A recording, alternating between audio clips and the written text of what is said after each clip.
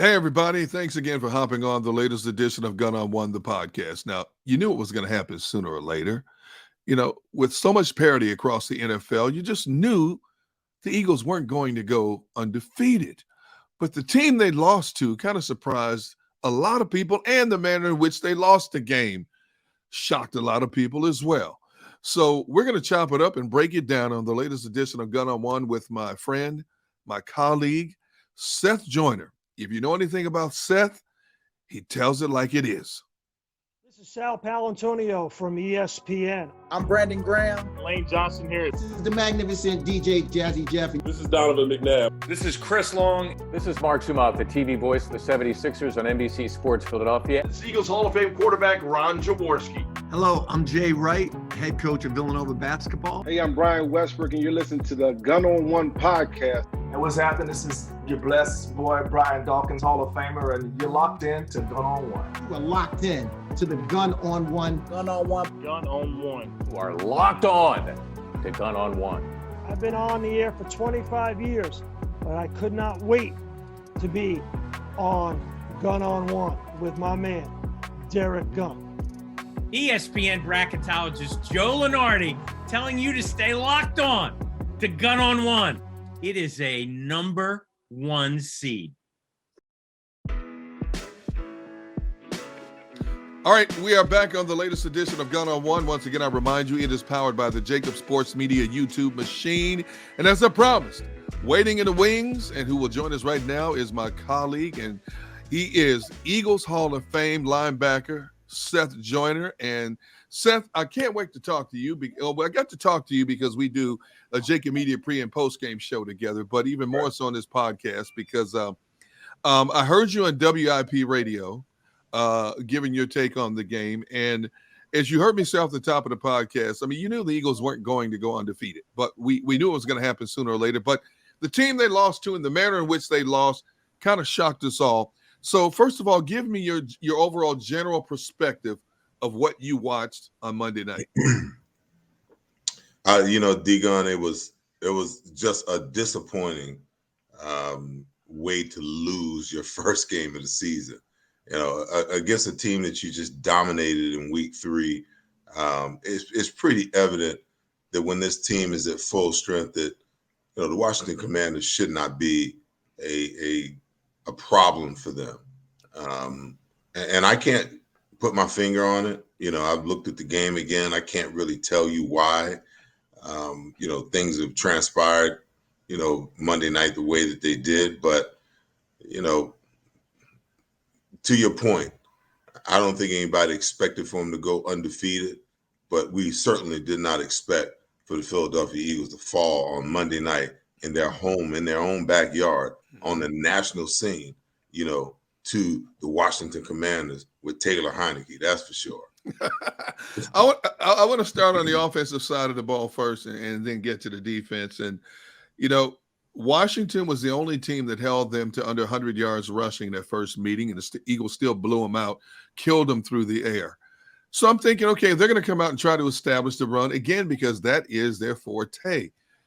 They ran the ball 2 times in the first half, Seth, and your lead running back, Miles Sanders, gets the ball one time in the first 30 minutes of play? How's that possible, Seth? Well, listen, I sometimes these coaches outthink themselves and they try to out-trick and out-maneuver and out-strategize, the opposing coaches. And in trying to do that, they wind up, tricking themselves. I guess we should have known that something was wrong when on the Eagles' first possession, they hand the ball off to Boston Scott, and Miles Sanders isn't even in the game. He rips off 5 yards, and they proceed to just throw the ball. I'm trying to understand what the game plan was, because at least when they played them the first time, the game plan was to try to establish the run. Mm-hmm. They couldn't establish the run, and that put in Washington's mind that, hey, at least they're going to try to run the football. So at least, we'll worry about it. But this time, they ran it that first time, and they basically went to throwing the ball all over the map. Now, granted, they had some they had some success. But I think that once Washington got to a point where it was pretty darn evident what they were going to do, and I think we knew what they were going to do going into the game based upon what happened last Thursday night, in Houston. But I think that once you realize that that was their game plan, that it was incumbent upon you to try to figure out, okay, how do I stem the tide?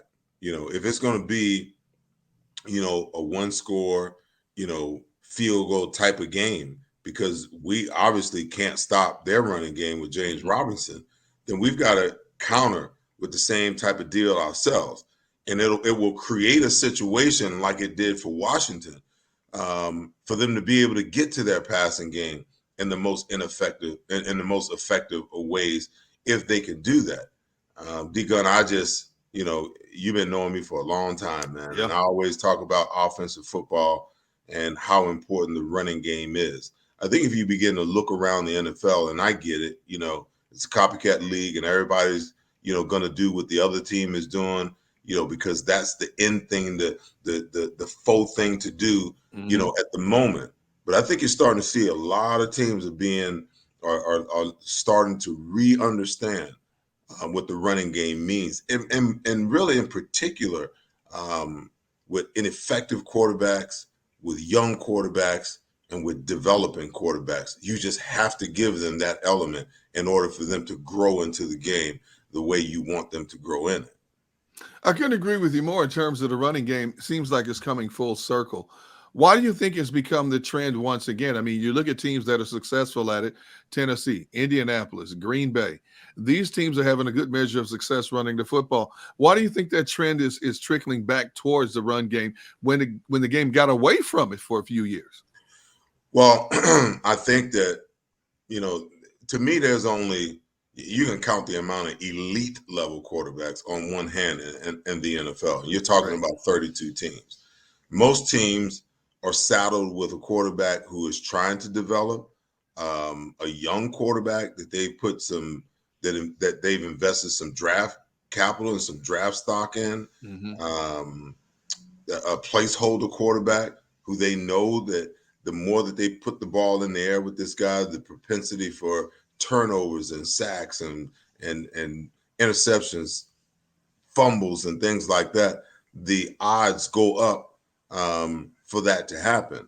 So I think the teams are realizing now that, if you can dominate the line of scrimmage and you can, run the ball at will at a good pace, and you establish that it helps with two things. The first thing it does is it opens up your playbook and you can run a lot more, and it's easy for your young quarterback to pick the easy throws, the low-hanging fruit.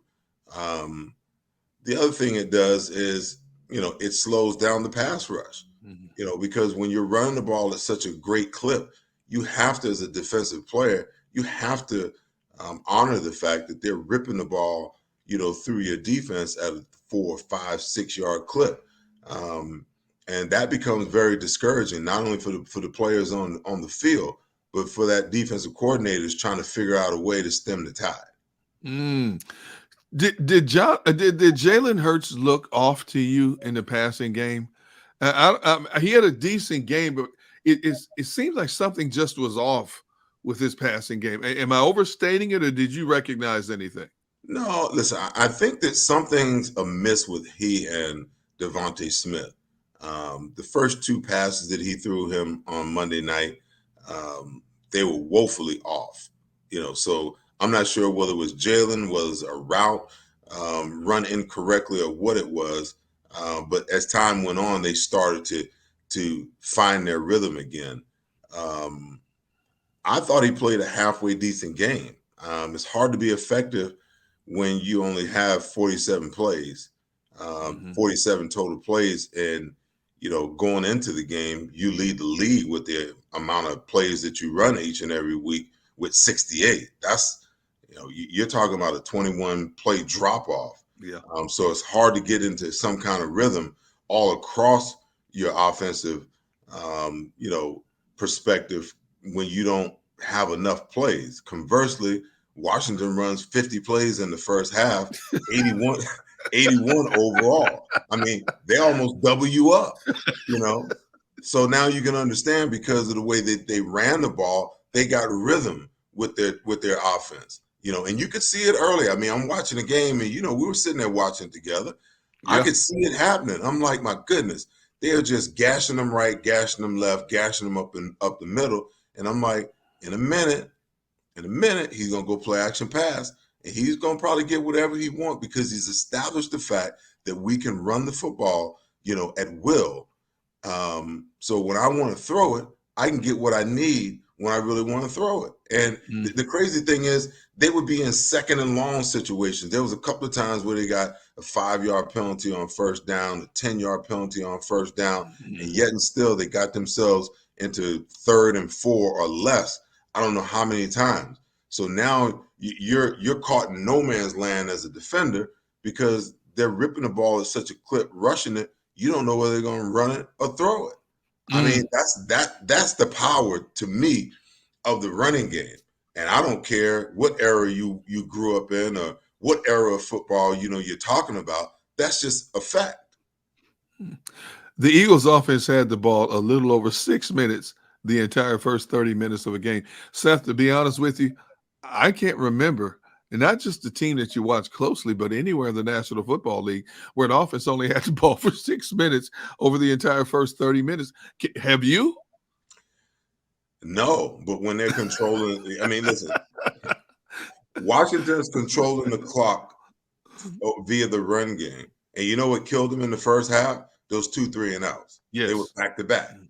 I mean, when a team is running the ball that way, and then you go 3-and-out, that helps everything that they're trying to do. So it's going to look like you don't have any possessions. They're possessing the ball. And I think they had plays of 13, 12, 16, and 14. That's half of their possessions. And each and every one of those possessions, D-Gun, wound up being scoring possession. Yep. Leading up to this game, the Eagles have probably been the most healthy team in the National Football League. When we've watched multiple prominent players across the league fall by the wayside due to injuries. Well, Avonte Maddox not available for this game. He's on IR, so he's going to miss at least 3 more games, including the game he just missed. Now, the big one, Dallas Goedert goes down with an injury. He is now out indefinitely. Seth, that is going to severely affect the tight end position in the passing game in this offense. Listen, it's a huge loss for them, because whether the rest of the National Football League wants to, acknowledge it or not, Dallas Goedert was quickly become the best tight end in football. That's just a fact. So for them to lose him, and then, you've got A.J. Brown, who's hobbled. Trust me, he's not going to be 100% by the time we get to Sunday. Right. So I think that's why you saw a little more Zach Pascal. That's why you saw, Quez Watkins for the first time this year lead the Eagles in receptions and reception yards in a game, because he just wasn't full speed after he got injured in the first half of that football game. So now you take those 2 guys away, it really minimizes, what I thought the Eagles had done a really good job of, spreading the wealth from game to game, getting different guys, involved, making it that much more difficult for defense coordinators to lock in on one guy. But that's a major loss for them, because not only is he a major weapon in the passing game, and he and Jalen Hurts seem to be just, in such good rhythm. I mean, he didn't throw him. He didn't go to him a lot with a lot of targets. The last game, I think he was 8 catches on 11 targets for 100 yards and a touchdown. But when he needed to go to him, and you could even see it last night, when he needed him, for a big throw, he was always there. Who's going to be the guy at the tight end position that gives you that? And then on top of that, I think the run game was really fueled, in a lot of ways, because of what he was doing from a blocking perspective at tight end. Now you got Calcaterra, who is more of a pass catching tight end, and you got Jack Stahl, who is more of a blocking tight end. Yep. And depending on how and when and where you have them in the game, it's a dead giveaway what you're going to be doing. All right, Seth, let's flip it to the other side, right into your wheelhouse, the defense.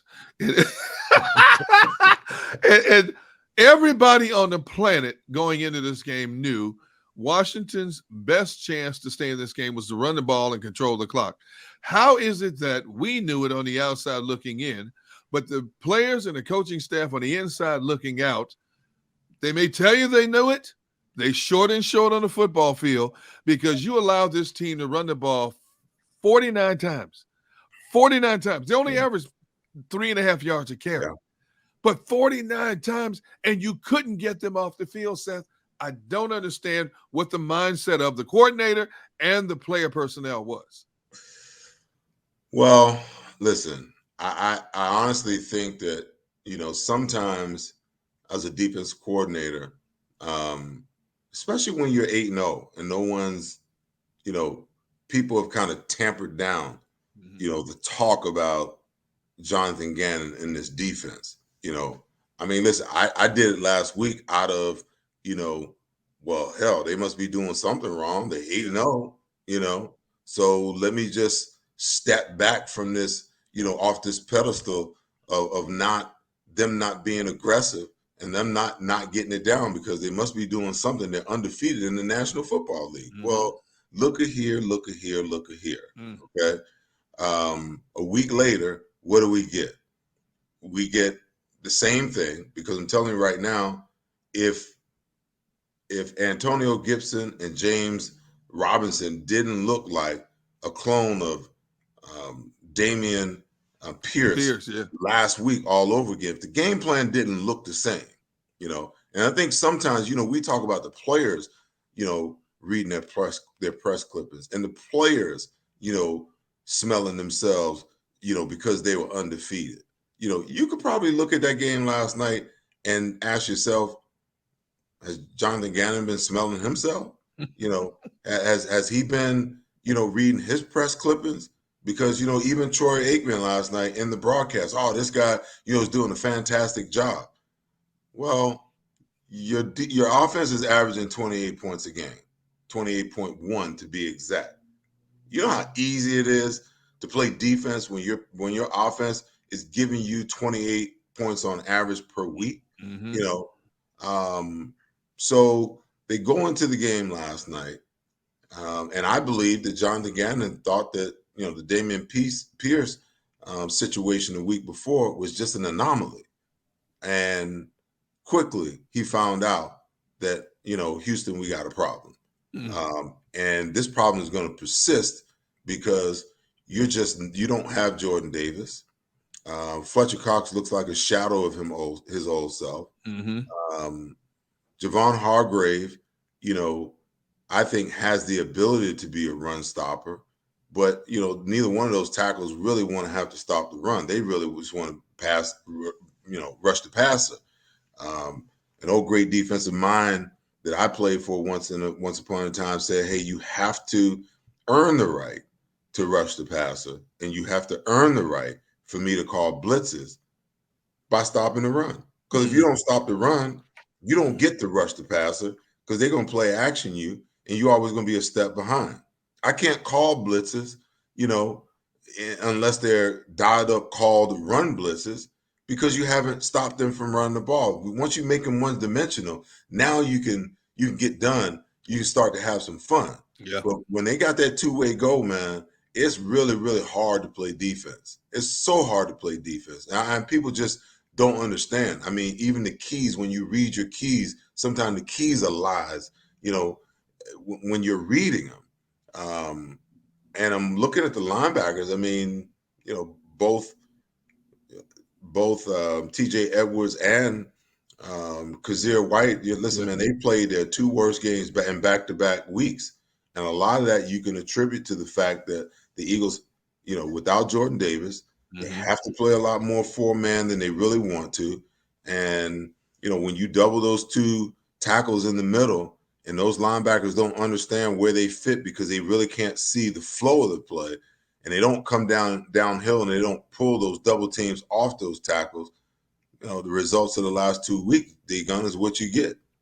You know, if there's one aspect of defense that I know that really gets your blood boiling and raises your blood pressure, it's linebacker play, not just with the Eagles, but across the National Football League.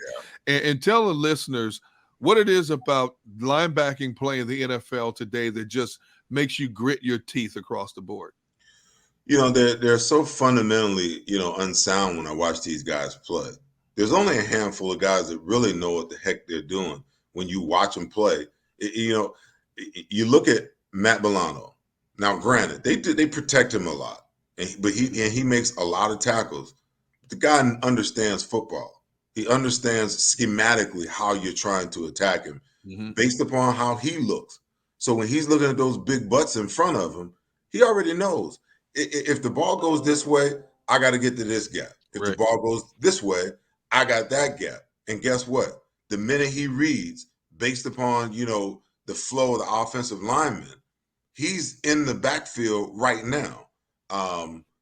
Davis, the linebacker that plays for New Orleans, is another guy, very, very savvy and very crafty, very smart football player. You see him just making plays all over the field. When I look at our linebackers, sometimes they seem a bit confused about where they fit, where their run fits are in the defense.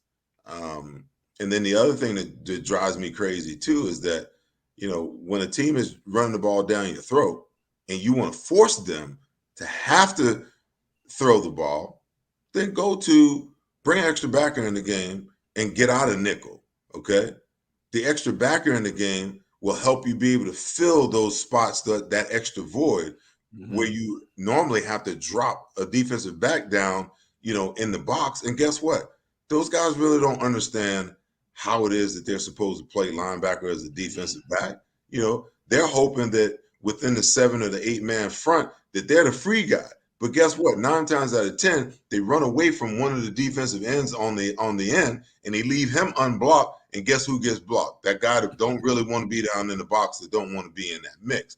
But the linebacker play is really critical. And I'm not so sure, D-Gun, that they train these guys' eyes the way they train our eyes back in the day. I guarantee you, just those two that I referenced, and I'm just referencing those two. There's 1 or 2 other guys that are really good at the linebacker position, in the National Football League. But your eyes never lie to you. When you're reading what you see, what is it that your eyes is telling you? Are you following what it is that what you've trained your eyes to see, what you've trained your eyes to see schematically, that's blocking scheme wise. And, are you allowing yourself to believe what it is that your eyes see based upon your film study all week and how a team is going to try to attack you? And then lastly, is the guy that you're sitting in his meeting every single week, does he know enough? Does he have enough wherewithal? Can he give you the tools to put within your toolbox that you carry with you in the game to be able to get done what it is that he requires and what he wants you to do? If that guy can't do that, then guess what? You're going to see more and more games like you saw last night, where teams can't control the run because, listen, you're at a disadvantage anyway, because nobody's really running a 4-3 or 4-4, a 4-3 or 3-4 anymore.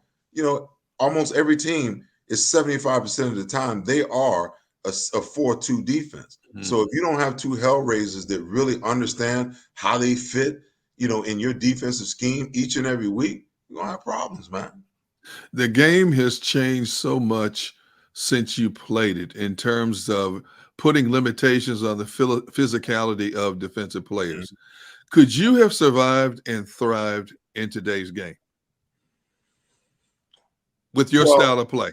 I think that's such a subjective question, because if you took me out of my era and put me in today's era, it'd be hard. I'd like to believe that if you took my skill set and raised me in this era, that I could be successful. Because one thing I had to do, D-Gun, because I was an 8th round draft pick, and B, just because I was a student of the game, I was going to grind it out. I was going to watch the film. I was going to study the game plan. I was going to take, a half a legal pad worth of notes every single week The one thing I wasn't going to be is I wasn't going to go into a game and not be prepared.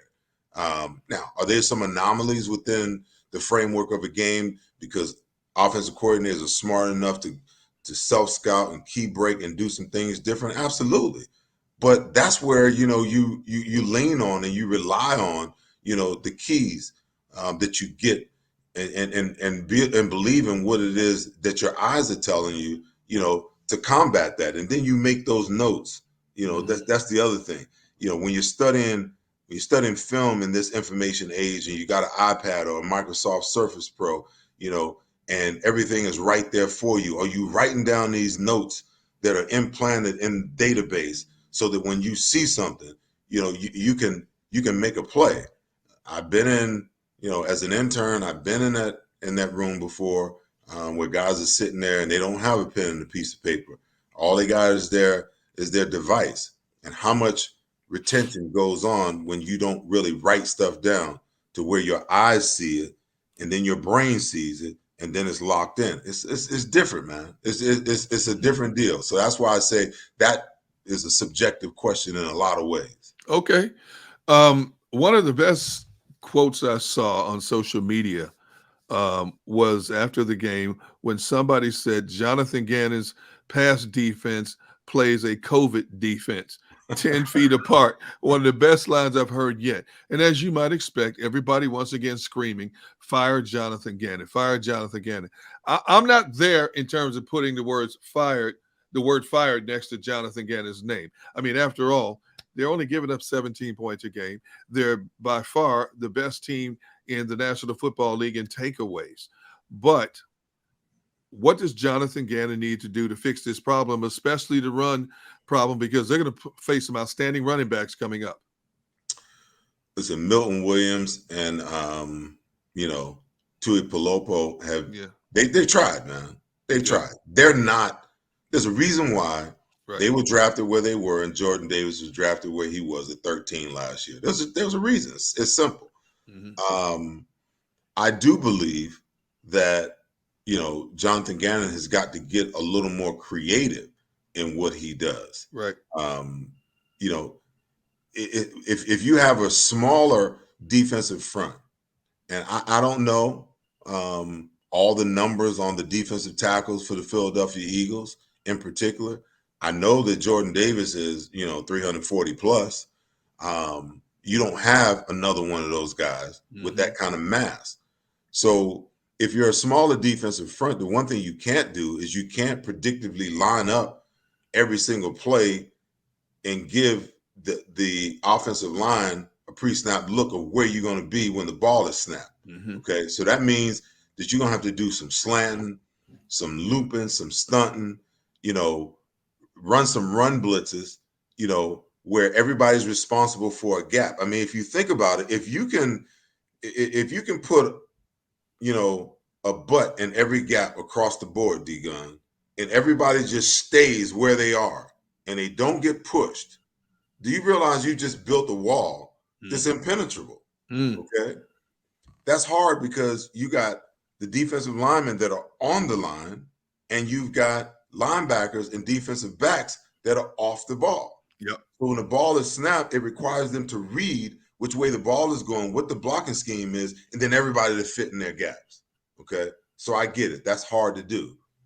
But you've got to figure out a way to get some penetration. Tui Pelopu, one of the positives of him when the Eagles drafted him, I looked at his scouting report that he was a guy that lived in the backfield.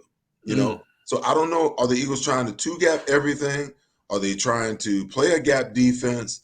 Are they trying to, hold guys off, on double teams so the linebackers can get to the gap? And I don't know what Jonathan Gannon's philosophy is, but whatever it is, he's going to have to make some changes to it until they can get Jordan Davis back, because what they're doing right now just is not working. Their front four cannot thrive and survive in the run game with just 4 down. You're gonna have to do some unconventional things. You're gonna start walking some linebackers up in the gaps. You're gonna have to, maybe implement, especially when you get regular personnel with 12 personnel, one tight end and two tight ends and one back, you're going to have to start, adding that extra linebacker in the game where you put him up on the ball maybe, and you take that defensive end instead of kicking him outside the defensive end and creating such the tight end such a wide hole. Yep. You kick him down in the 5, or a 4 technique, if you will, just to get an extra body there to minimize the holes. Because I'm telling you right now, what you're getting is you're getting so much push because of the double team.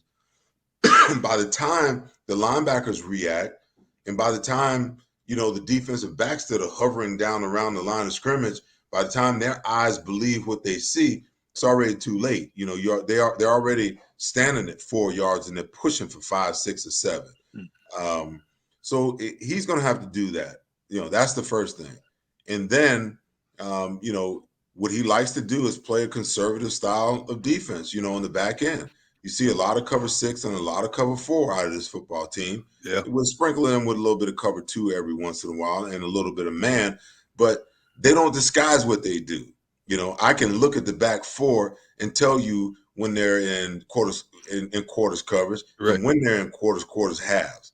And it's a pre-snap read, and it doesn't take a whole lot to figure it out because they line up in it and they don't deviate from it. They don't roll coverage. They don't do anything that plays with the intellect of the quarterback. What you see is what you get, and you cannot play that way. You can't play that kind of football in the National Football League when you have an 8x10 piece of paper folded in half, and that's your playbook for the week. Yeah. And you got an offensive coordinator that's got a billboard in front of his face, and he's holding it like this, and he's got all those options. He's got more options to outmaneuver and out-strategize you than you have for him. So you've got to do some things differently. They're going to play a litany of outstanding backs coming up in the weeks to come, and it all starts this upcoming Sunday against Indianapolis and this kid named Jonathan Taylor. A few weeks ago, I would have said, you don't ever take for granted an opponent. But this was a Colts team that was reeling and going nowhere fast. All of a sudden, they bring in a Jeff Saturday off the street, a former player who hadn't coached anywhere. And he says, I'm just going to delegate. And lo and behold, the first thing he does is, Sam Ellinger, you're back on the bench. Matt Ryan, you're quarterbacking again. And all of a sudden, Jonathan Taylor gets healthy after missing a series of games. He busts loose for $147. How concerned are you about the Eagles going into Indianapolis and now playing a somewhat new look Colts team? D-Gun, I'm very concerned because I want you to understand not only how that move, how debilitating that's going to be for the Eagles, to have Jonathan Taylor run 22 times for 147 yards and a touchdown, but what it meant to Matt Ryan, who had been struggling, in the same vein. Because he ran the ball so effectively yesterday against the Raiders. Guess what Matt's numbers were?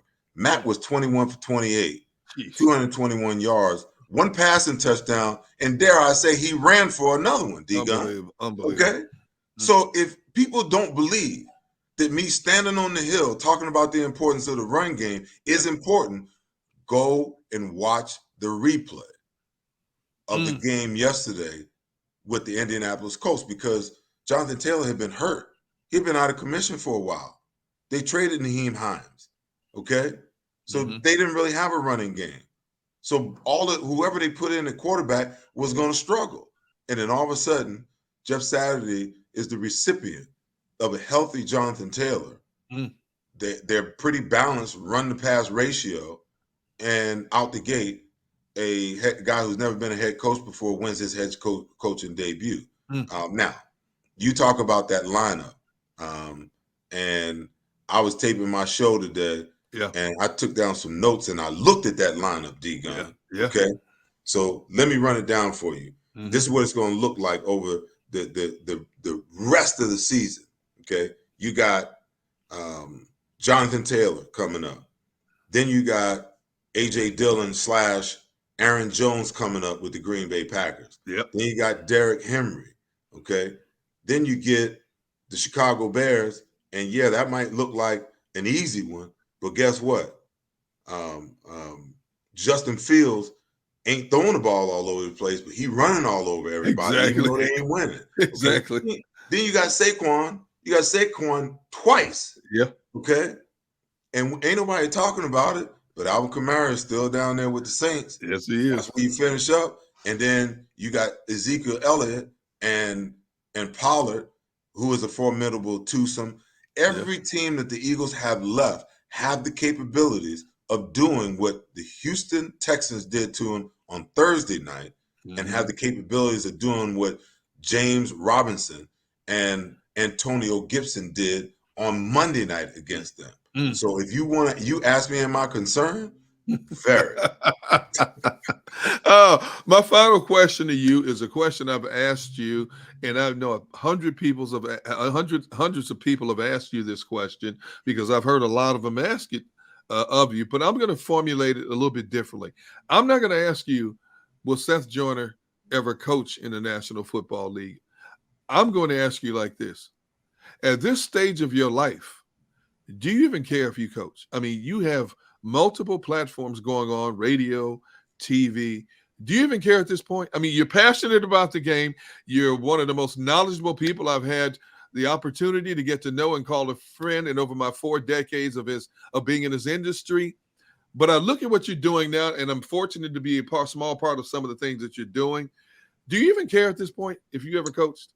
Well, first of all, D-Gun, let me say, I'm honored that you call me friend, because not very many people, you don't. I know you don't call a whole lot of people friend. No. And to be honest with you, none of us have a whole lot of people that are truly friends. Exactly. So I'm honored, to be called that. To answer your question, not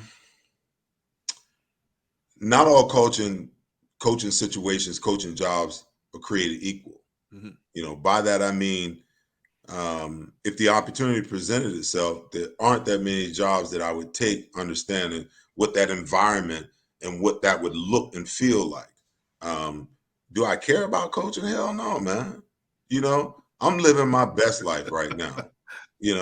I get to sit, every Sunday and do a pregame show with you and do a postgame show, you and Mark Farzetta. Yeah. Then I get to do, a postgame show with you and Mike Miss and Devin Caney, for 2 hours after every game. I get to watch the game with you and have the fun that you and I and me antagonizing you. Yeah, man. I mean, and then I get to, get up on Monday morning and be on with Angelo Cataldi and, do the dance with him and all his shenanigans, on a Monday morning. And then I get an opportunity, to do my own show, to do my own thing, host my own show, on TV right here in Philadelphia on, PHL 17 and NBC Sports Philadelphia. I'm not sweating the coaching thing. I'm doing what I love to do. I get to talk about football. I get to analyze the game, for the team, that I will love forever. And, coaching takes a lot, man. To me, it takes a lot that's unnecessary. And I think that it's done that way by design.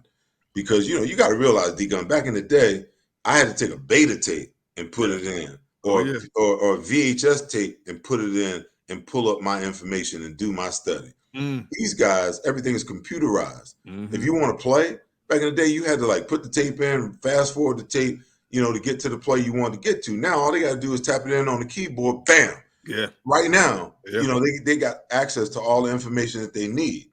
You've got a data analytics department that's giving you all the probabilities and all of the tendencies and everything that you need. You don't have to research that stuff out. It's given to you, man. So in a lot of ways, I think that, the technology has made the game, as great as the technology is, I think it's taken something away from the game from the standpoint of the time that one commits to being, a master of their craft, because it's so easily, accessible for you. And to your point about coaching as a coach, Yeah. do you really need to be at the facility 13, 14, 15 hours every day when you have all of these, you have all of these technologies, and then, it's not really you that's doing all the prep work. You got all the do boys behind you that's breaking down all the film, that's drawing up all the play cards for practice, that's giving you the information that you need. All you got to do is get your guys prepared as a coach. All you got to do is understand the game plan, be a part of the game planning process from week to week. So listen, I do a lot of that, preparing for the game every week. That's right. Why would I want the headache of, being a coach, unless the situation was right. You understand? I'm not walking away from what I love to do and what I'm doing right now to jump into the potential of having your ass fired because, you got a defensive coordinator, that is doing things in a way that's jeopardizing everybody's job. You're right. You're right. And let me also put this to rest. I hear a lot of people, and I see a lot of comments on social media. People say, "Oh, Seth, he's old school. He can't coach in today's NFL. He's scared of players to death." Hey, listen, I've worked with players in the off season, professional players in the off season, and I got a wealth of knowledge that I can offer those players.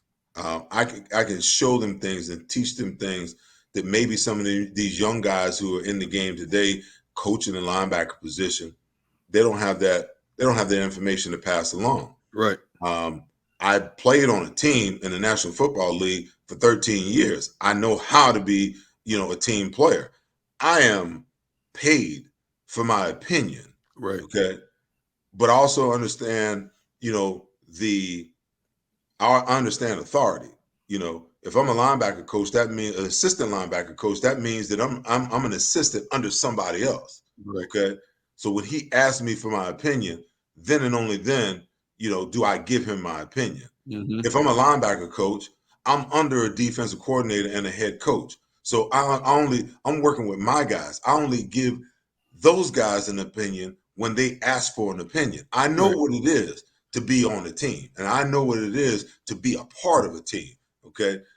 That will never quench my fire for how I see the game and how the game should be played. I'm going to coach my guys the way that I need to. I'm going to get to know each and every one of them. I'm going to find out the guy that I can coach the whole unit through, the guy that I need to kick in the ass and the one that I need to pat on the back. I understand that because I watched that as a player for years. So for someone to believe that, I couldn't be a benefit to them, in some way as an ex-player, as a guy who understands the game, as a guy who grew up in the defensive world with some of the greatest minds that's ever coached the game, that's absurdity. But I don't have to go begging for that job. What I got right here and what I got right here is valuable. If somebody want it, they better come get it, and they better pay me to get it. Otherwise, I'm going to be sitting my behind right next to you and Mike Miss every Sunday. I couldn't have said it any better myself. And for all the viewers and listeners out there who don't know, now you know, Seth Joyner is all over the place. You just heard him talk about, you can see the Seth Joyner show on PHL 17 and NBC Sports Philadelphia. You can hear Seth every Monday morning or every morning after the Eagles game on WIP 94.1. And of course, he does the pre and the post game show for JAKIB Sports Media YouTube channel with me, Mark Verzetta, Mike Missinelli, and Devin Caney. Seth Joyner, I know your time is valuable, my brother, my friend, but I thank you so much for taking some quality minutes to hang out with D-Gun on this podcast, man. Anytime for you, my brother. Anytime for you. I'll see you next week. All right, brother, you take care. That's going to wrap up this latest edition of Gunn On One, the podcast. It is powered by the JAKIB Sports Media YouTube machine. For my colleague and friend, more importantly, Seth Joyner, I'm Derrick Gunn. As I tell you each and every week, hey, everybody, please, out there in the world we live in today, stay blessed. But more importantly, extend yourself a little bit and be a blessing to each and every person you encounter. Until next time, we out of here.